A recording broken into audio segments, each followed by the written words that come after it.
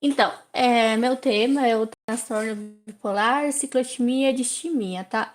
Eu vou conversar mais do bipolar e da ciclotimia e da distimia eu vou deixar também para o final, mas é que ele não é tão complexo como um transtorno bipolar. Então, eu vou começar primeiro com o transtorno bipolar. Então, o primeiro seria a definição. O que seria o transtorno bipolar? Ele seria um transtorno de humor, que ele é crônico e recorrente, que ele cursa com oscilações de humor entre dois polos intercalados, seja mania, hipomania ou depressão, por períodos eutímicos. Eutímico seria tipo uma humor normal, tipo, que não é patológico. Mas aí tem um negócio que todo mundo fala. A Maria é bipolar porque toda hora muda de humor. Que ela fica chateada do nada, depois do nada ela fica normal e tudo mais. Mas isso não é o transtorno de bipolaridade. Então eu coloquei aqui esse quadro que ele fala sobre oscilações de humor. Uma pessoa normal, ela tem oscilações de humor dentro do dia, em uma faixa dentro do normal. Quando essas alterações elas ficam mais intensas, mais duradouras e ela trazem prejuízo para a pessoa, daí é que a gente considera como um transtorno de humor, seja de uma depressão unipolar ou depressão bipolar ou uma mania ou hipomania. As oscilações de humor diárias intensas a gente chama de labilidade emocional. Ela pode ocorrer tanto em pessoas sem nenhum tipo de transtornos, como em pessoas que têm outros tipos de transtorno que não sejam especificamente de humor, como, por exemplo, o transtorno de personalidade. Antes de falar, também fala que quando essa oscilação de humor, ela também é por período, daí que a gente considera também como parte do transtorno de humor. Mas aí eu vou explicar mais na frente. A epidemiologia é a seguinte: ela tem alta herdabilidade e grande influência genética. É uma das doenças dentro da psiquiatria que tem mais relação com a herdabilidade, que tem mais porcentagem. A distribuição ela é igual entre os sexos, tanto para homem e mulher, e tudo mais. E a doença que tem maior risco de suicídio. E o início ele é mais precoce que a depressão, geralmente nos adultos jovens. Por exemplo, é muito raro que um idoso, por exemplo, ele apresente transtorno bipolar. Por exemplo, se o primeiro episódio de uma pessoa de 60 anos tiver, por exemplo, um quadro de mania, daí você tem que suspeitar de outras doenças, seja orgânicas, demência e tudo mais, mas não de transtorno bipolar, que ela geralmente ocorre em adultos jovens. Ela é, ela pode ocorrer também em crianças, adolescentes, mas é muito raro. Em idosos, muito, muito, muito raro mesmo. Então, você tem que suspeitar de outras coisas. A parte da etiopagenia, daí, então, é assim o seguinte. Ele é muito longo, ele é muito complexo. Eu tive que ler 103 páginas para tentar resumir. Então, assim, eu trouxe o que, tipo, seria o mais relevante, mais ou menos. O primeiro que ele fala é da alta influência genética por herança poligênica. Ele fala um monte de genes. Eu não achei tão necessário colocar o nome, porque, tipo, é assim, um nome muito, muito complexo mesmo. Mas o que ele fala é que, por exemplo, se você tiver um progenitor que já ficou internado, ou que tem a doença, que tem um transtorno, então a pessoa, o paciente, ele tem 25% de probabilidade de ele ter o transtorno bipolar. Mas se no caso, se os dois progenitores têm os transtornos, então esse paciente ele vai ter 65% de probabilidade de apresentar o transtorno. A etiologia é multifatorial, envolve várias coisas. Ah, uma das coisas que também tem a ver com a etiologia da doença são eventos traumáticos, de abuso de substância ou histórico familiar. O ambiente ele influi bastante também. Por exemplo, paciente com quem que recebe muita hostilidade, muita crítica, ou baixos níveis de cuidados maternal. Então, tudo tem a ver, tudo tem relação com transtornos. Nos tipos de traumas, o emocional é o que mais afeta os pacientes com transtorno bipolar. E o abuso sexual, ele afeta mais os pacientes com bipolar do bipolar tipo 1 e a negligência e abandono na infância, o tipo 2. Daí outra parte que fala é sobre os neurotransmissores que estão envolvidos, que é o GABA, glutamato, monaminas, noreidopa. Ele fala que tem uma desregulação no funcionamento monaminérgico, ou seja, dos neurotransmissores, e uma disfunção do eixo hipotálamo-hipófise adrenal, de forma que, no geral, ele vai ter mudanças nas neurotransmissões. Na mania, por exemplo, a noradrenalina ele vai estar mais aumentada, e na depressão a nora vai estar diminuída. Assim como, por exemplo, a dopamina na mania ela vai estar aumentada, e na depressão ela vai estar mais diminuída. Fala também que no GABA, por exemplo, tem uma hipofunção, tanto na mania como na depressão. Daí eu coloquei mais ou menos isso para entender, porque é muito complexo, né? Daí então eu falo que, como eu falei, no eixo hipotálamo, ele vai ter um incremento da atividade. O estresse, ele vai levar um aumento da produção de hormona liberadora de glicocorticoide, que vai levar uma excitotoxicidade. Isso vai ser com que incremente a liberação de glutamato, o que pode levar a uma atrofia, uma morte celular a nível hipocampal. E tem uma teoria que fala que no transtorno bipolar tem um mecanismo de neurotoxicidade. Na verdade, ela é uma teoria bem forte, que eles já levam em consideração. E ele fala que no transtorno bipolar tem um processo inflamatório crônico central e periférico. Tem um aumento de níveis de citoquinas pró-inflamatórias e fala que essas citoquinas pró-inflamatórias elas vão ser ativadas na depressão e mais ainda na mania. O que eles fazem? Eles fazem que esse aumento, essa ativação de citoquinas pró-inflamatórias, eles estão associados a uma declinação cognitiva. E, por exemplo, com o paciente que ele tiver muitos episódios recorrentes, então ele vai ter mais ainda uma declinação cognitiva.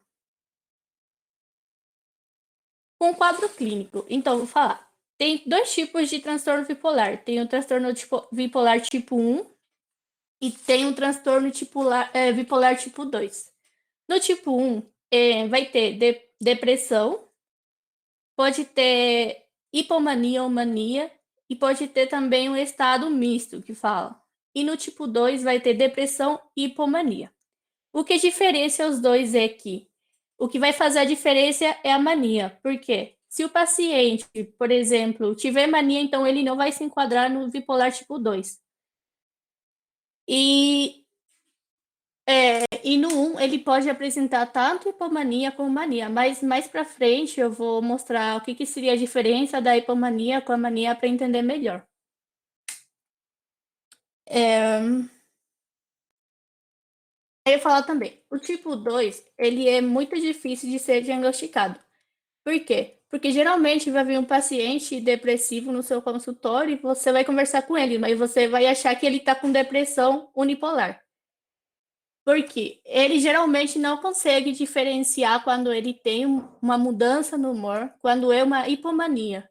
Porque, por exemplo, na mania, você vê o paciente, você sabe que ele está com mania, ou ele mesmo vai sentir. Tipo, ele vai saber que ele está diferente. Mas eu vou explicar mais na frente. E geralmente, como o tipo 2 ele é dificilmente diagnosticado, ele é maltratado, no sentido, não de maltrato, mas no sentido que faz um tratamento inadequado. Eles fazem um tratamento com antidepressivos porque ele acha que o paciente tem, por exemplo, um transtorno depressivo maior. E não é o caso, por exemplo.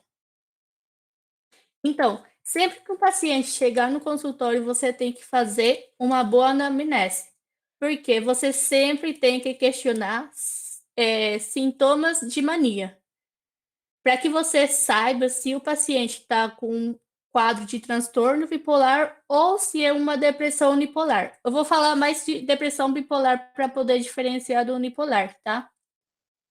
Então, tem uns indicadores que, se tiver, por exemplo, se você achar no paciente que vão fazer você suspeitar de um transtorno bipolar. O primeiro, o abuso de substância. O paciente bipolar é o paciente que mais abusa de substância, tipo álcool, droga, cocaína, tudo mais. A herança, como eu falei, mas o transtorno bipolar é o transtorno que mais tem alternância, tipo, que mais tem porcentagem de herdade, de herdade tipo, dos progenitores. Outro também é que, se, por exemplo, fala que na infância ele apresentou um transtorno disruptivo por uma desregulação do humor. Então, você pode suspeitar também de que esse paciente tem um transtorno bipolar. Uma coisa que falam também de sintoma pós-parto. A depressão pós-parto é um alto risco. Ele não é absoluto, mas sempre é bom prestar atenção. Geralmente as pessoas com pacientes no pós-parto ficam mais atentas na depressão, mas eles nunca olham se a paciente apresenta, por exemplo, episódios de hipomania. Essa paciente, por exemplo, que está muito contente, que ela só sabe falar do filho, que ela tipo, dorme muito pouco, que ela está bem eufórica. Então, essas coisas são coisas que tem que prestar atenção também. Outra coisa são sintomas psicóticos, que geralmente tem bastante no transtorno bipolar, seja visual, auditiva, e a recorrência, que é o transtorno que mais tem recorrência, porque o paciente, ele apresenta, seja um polo ou depressão, depois ele está no período eutímico e depois ele volta a apresentar outro polo, seja mania ou depressão novamente. Os critérios diagnósticos, assim, no DCM ele é muito longo, tá? Então, aqui tá bem resumido. Para depressão é a mesma coisa que a depressão unipolar, tá? Que são 15 dias ou mais de pelo menos 5. Tristeza e anedonia tem que ter ou tristeza ou anedonia. E mais outros sintomas que podem ser alterações do sono, alterações de apetite, pensamentos de morte, alteração de psicomotricidade, alterações de atenção e cognição, culpa ou desesperança, fadiga ou falta de energia. E eu falo também que, por exemplo, o que ele faz a depressão bipolar ser diferente da depressão unipolar? Nos critérios diagnósticos lá da depressão maior, por exemplo, ele fala a mesma coisa que está aqui. A diferença é que no último ele fala assim, que o paciente não deve ter apresentado nenhum episódio, nenhum sintoma de mania ou hipomania. Essa é a única diferença entre os dois.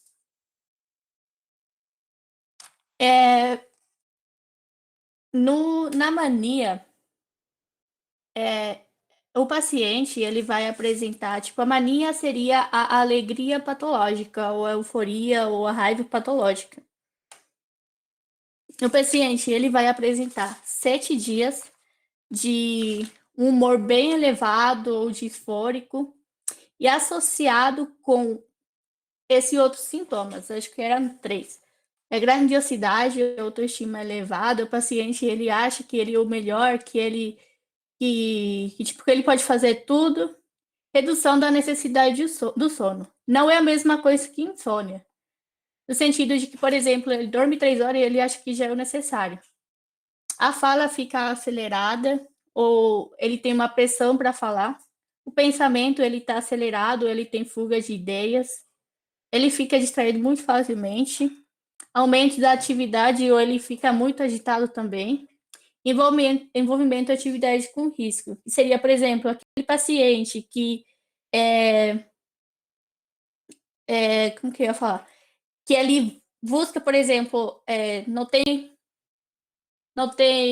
ele não consegue controlar os impulsos. Que seria relacionado a jogos, ao sexo, ao gasto excessivo. Também, esses pacientes com mania, eles também podem evoluir com um quadro psicótico. E esse quadro psicótico, ele chega a ser congruente com o humor. Ou seja, que, por exemplo, ele, no momento que ele está muito feliz, muito alegre, ele vai ficar achando que ele é, por exemplo, um artista, que todo mundo conhece ele, ou que ele é Deus, ou, ou pode ser também sintomas psicóticos de audição, que, por exemplo, ele fala que ele escuta a voz de Deus e que ele é eleito por Deus para falar por ele na Terra, por exemplo.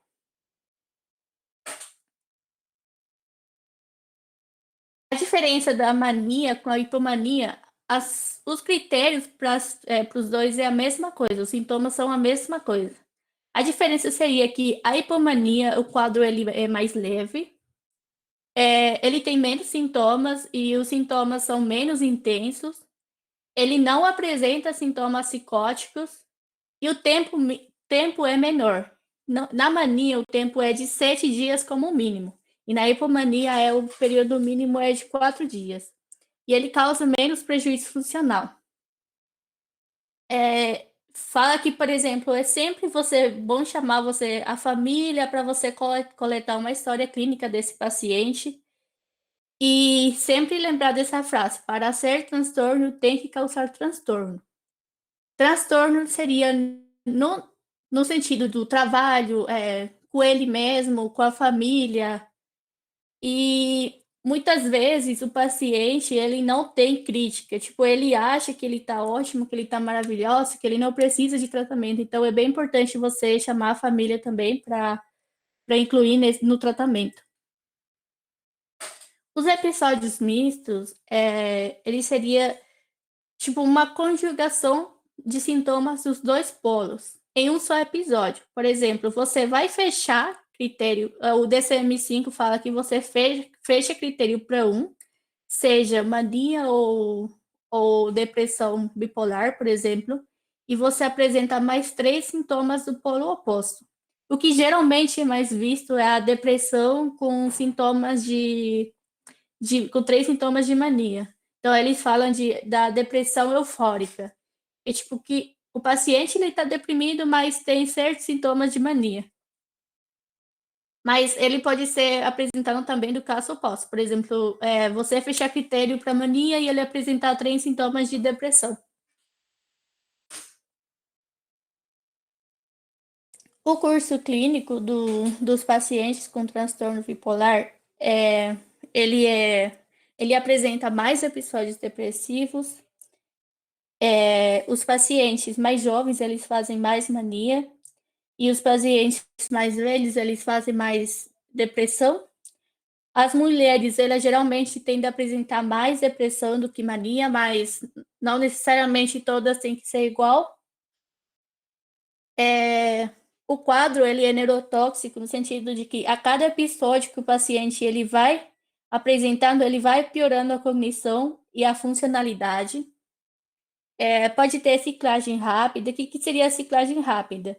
Mais de 4 episódios em um ano. E o pior pronóstico que o transtorno depressivo maior. Ao longo do tempo, ele vai se agravando, os sintomas eles ficam mais comuns e o paciente tende a apresentar menor tempo de eutimia.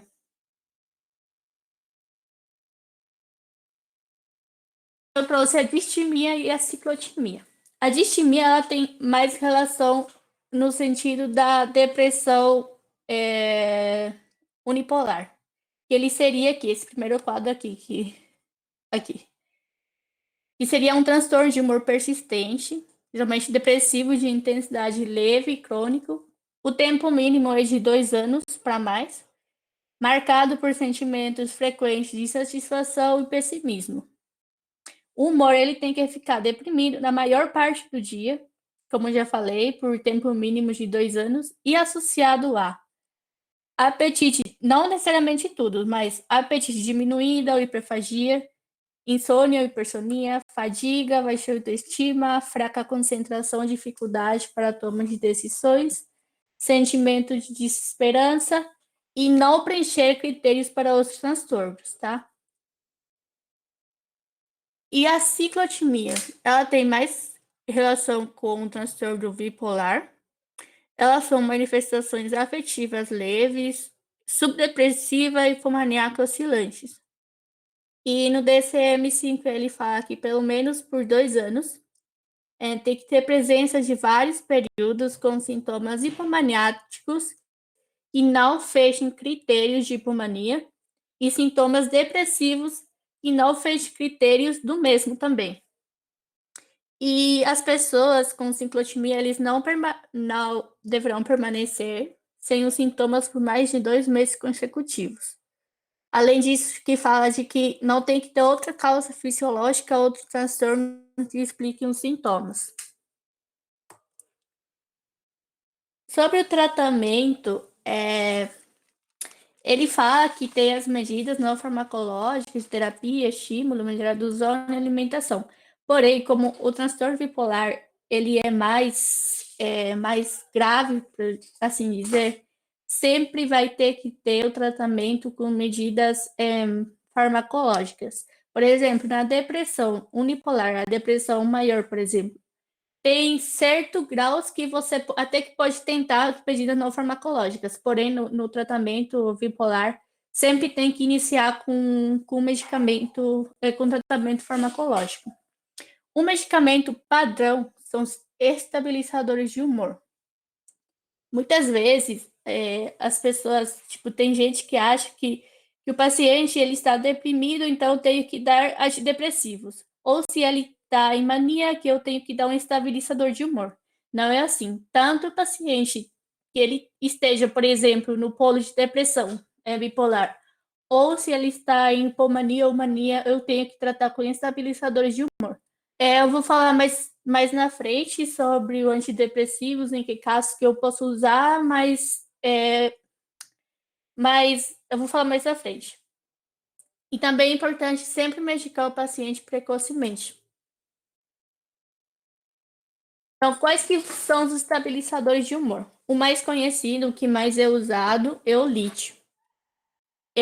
Também usa os anticonvulsivantes, o ácido valproico e a lamotrigina, que geralmente os dois são de primeira escolha. Depois tem a carbamazepina e a oxicarbamazepina. A lamotrigina é usado mais em pacientes que têm que apresentam episódios mais depressivos. Os antipsicóticos atípicos, a quetiapina, a olanzapina, a risperidona, aripiprazol, ciprasidona, acenapina, luracidona e clozapina.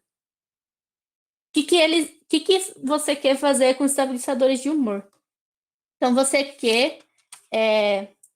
usa para balancear, não sei falar essa palavra em português, para balancear, para você deixar equilibrado a serotonina.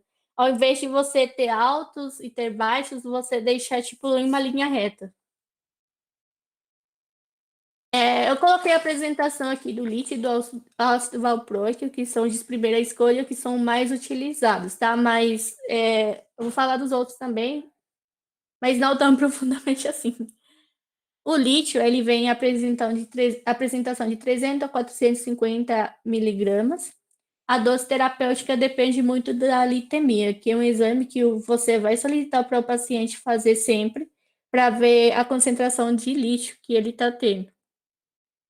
E além de você solicitar esse exame, você tem que ver a função renal e a tireoidiana. O ácido valproico, ele vem em apresentação de 250 a 300 e 500 miligramas. E ele também vem em xaropes de 250 miligramas por 5 ml. A dose terapêutica é de 750 a 2.000 miligramas. E aí você sempre tem que ir monitorando a função hepática e o hemograma do paciente. Então, como que eu faria o tratamento? Se vier um paciente que ele está em um tratamento, ele está com episódios mais depressivos que de mania, eu vou usar ou Esses aqui são esse é o lítio. Eu vou usar ou lítio ou a lamotrigina. Esse lamotrigina, ele é bastante usado em pacientes com episódios mais depressivos, tá? Eu vou associar com antipsicótico. Eu posso associar com quetiapina ou com luracidona. O que eu mais vejo, assim, geralmente, que é mais usado, assim, tanto aqui no hospital também, quando eu fiz meu estágio, é a quetiapina. Então, você pode associar a quetiapina mais o lítio ou a quetiapina mais a lamotrigina. E a dosagem vai dependendo dos sintomas do paciente. O tratamento de um paciente que ele está mais com mania do que depressivo ou hipomania, daí você vai usar lítio ou divalproato, que é ácido valproico, vai associar com um antipsicótico, seja quetiapina, acinapina, tudo o resto que está aqui mais para baixo. Nesse caso, você não vai usar a lamotrigina, tá? Porque ela só é usada em casos que o paciente apresenta mais episódios depressivos. Você pode associar ou quetiapina com lítio ou divalproato ou apiprazol, lítio de valproato, daí vai depender do médico que vai fazer a prescrição. Mas geralmente o que eu vejo que é mais usado é a quetiapina, mais o lítio ou o divalproato. Aí, além desses tratamentos farmacológicos, eu coloquei aqui porque é um tratamento por eletroconvulsoterapia. E fala que esse tratamento é um tabu, tipo, muita gente tem medo de usar, mas que ela é um ótimo tratamento quando ele é indicado, quando ela é bem indicada. O paciente, ele é feito ambulatorialmente, o paciente ele vai ser sedado, ele não vai convulsionar ali, você vai ver a convulsão por eletroencefalograma, você vai acabar o exame, daí o paciente acorda e ele vai caminhando do consultório, ele vai sair andando. E são feitas várias sessões por semana. Eles são indicados quando? Quando o paciente é gestante, tiver casos refratários, se for idosos, pacientes catatônicos, tiver um risco muito alto de suicídio ou um risco nutricional. Os pacientes que têm grande perda de peso no momento quando estão com um episódio depressivo. Eu tentei procurar, daí eu não achei se tem isso pelo SUS, tá? Mas ela é mais uma opção de tratamento. Uso de antidepressivos no transtorno bipolar. Nunca deve ser usado em monoterapia. Se você usar o antidepressivo como monoterapia, você pode induzir mania ou hipomania, ou pode induzir um estado misto. Se você quiser começar o uso de antidepressivo, você pode iniciar primeiro o estabilizador de humor, daí você chega em uma dose terapêutica e só depois disso começar o antidepressivo. Preferencialmente, os inibidores de recaptação de serotonina ou a bupropiona, e sempre vai ser usado associado a outras medicações. Nunca você vai poder usar sozinho. Por exemplo, você vai associar o inibidor de recaptação de serotonina mais uma olanzapina, ou a bupropiona mais lítio ou divalproato. Então, o que eu achei é isso. Daí, não sei se vocês queriam perguntar alguma coisa. Muito obrigada, Aline, pela aula, foi muito Tá. boa. Alguém tem É alguma que dúvida? eu ia falar para vocês que quando eu estive procurando, e também que eu lembrei que eu fui em um congresso de psiquiatria e lá foi apresentado uma apresentação de transtorno bipolar. A pessoa que apresentou, acho que ele era o presidente de associação de transtorno bipolar mundial, não sei o que, alguma coisa assim. E lá ele falou de um documental que chama Boy Interrupted. Não sei se vocês conhecem, eu sou péssima no inglês. Ele é um documental muito interessante, porque geralmente a gente fala dessas coisas e a gente não imagina que pode acontecer em crianças. Ele é um documental de 2009 e ele é baseado na vida de Evans Perry, que o documental foi feito pelos pais deles, que ele foi diagnosticado com depressão bipolar desde a infância. Os pais eles fizeram esse documental porque eles falaram que toda vez que eles levavam o Evan para consulta psiquiátrica, os psiquiatras eles não acreditavam que ele estava deprimido. Ele foi diagnosticado com depressão aos 5 anos e mais tarde ele foi diagnosticado com transtorno bipolar. E mesmo com todo o tratamento que ele começou desde cedo, ele se suicidou aos 15 anos. Ele tinha antecedentes familiares, o irmão mais novo do pai dele, ele se suicidou acho que aos 20. E o Evans, ele começou, por exemplo, com 9 anos, ele escreveu uma peça de teatro para a escola sobre um menino depressivo que via tudo negativo e que ele morre no final. Daí que os outros colegas, eles choravam e tudo mais. Daí, aos 10 anos, ele tentou suicídio já na escola. Ele subiu no telhado de um prédio de 6 andares e ele tentou se jogar de lá. Até que a professora subiu e falou para ele que muita gente gostava dele, que para ele não fazer isso, daí ele desceu sozinho. Ele foi internado aos 10 anos. Durante a internação, foi quando ele foi diagnosticado com transtorno bipolar também. Ele ficava bem agressivo lá dentro, ele quebrava as coisas, ele batia a parede com a própria mão. E não, eu achei um vídeo assim, só para mostrar para vocês, não sei se sai áudio, senão eu não mostro. Pode mostrar, vamos tentar. Vamos ver. Esse garoto Esse é. interrompido eu nunca vi. Eu vi o garota interrompida já. Ah, vamos. Só me avise se saiu áudio. Acho que você vai ter que compartilhar a tela inteira, porque. Não sai? Não, você vai ter que, tipo, sair, parar esse Ah, compartilhamento e verdade, clicar verdade. só Ah, numa verdade, guia. verdade. É bem rápido. Tranquilo. Eu vou deixar de apresentar ali e vou apresentar esse quadro. Acho que é esse aqui. Então, a mãe dele fala que ele, tipo, muito assim, com 7, 6 anos, ele já tinha um comportamento de adulto, que ele, tipo, das músicas que as crianças ouviam, ele passava a ouvir, tipo, músicas que os adultos ouviam. E daí, essa é uma parte que vou mostrar. Não sei se dá pra ver bem porque a qualidade é muito ruim. Mas a música que ele cantava. Tá dando pra ouvir sim.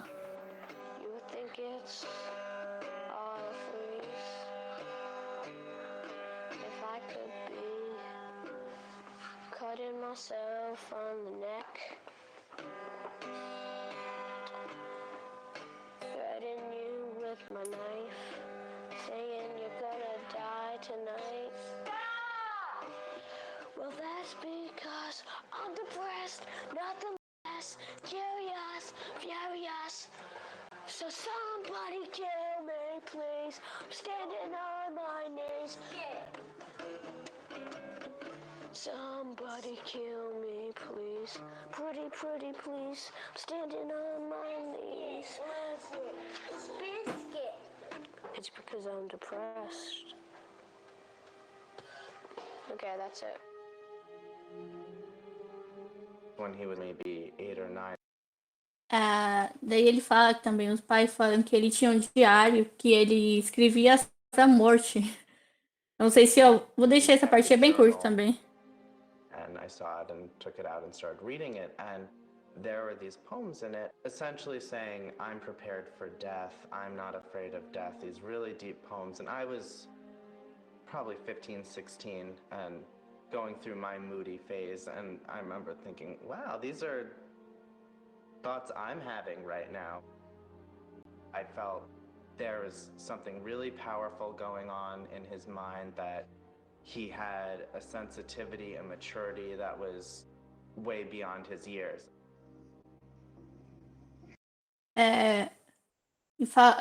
Falam também que os psiquiatra dele falou que ele sempre que ele olhava para o Evans, parecia que o Evans ele tava com uma máscara. E que, por exemplo, eles viam ele alegre e do nada, tipo, no dia seguinte, por exemplo, ele tinha um período que ele ficava assim, alegre, eufórico ou tímico, tanto como eu falei. E depois do nada, a expressão dele mudava drasticamente. Daí ele não gostava de nada, ele ficava mais retraído, ele tipo ficava com a face mais deprimida. E tanto que eles contam lá que desde os 5 anos ele já falava de morte. E o pai, depois disso, começou a se preocupar porque falou que o irmão dele era a mesma coisa. Tipo, ele falava a mesma coisa. E é isso. Não sei se vocês quiserem ver, eu posso mandar o link. Ô, Aline, mas esse rapaz, ele fez o tratamento? Você disse que parece que não acreditava na depressão dele. Como é que foi isso? Isso. É que ele era criança, sabe? Daí, tipo, os pais... A primeira preocupação deles foi que quando ele tava... como que vocês falam? Pré-infância, pré-escolar, não sei, Sim. na escola. Uhum.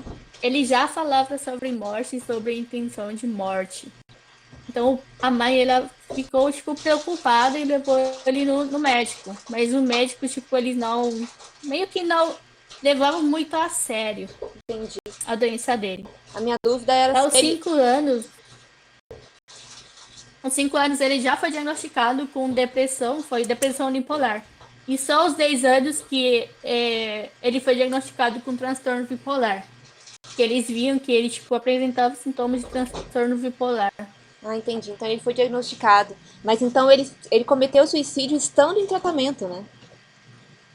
Tendo Isso. feito o tratamento. Mas é assim,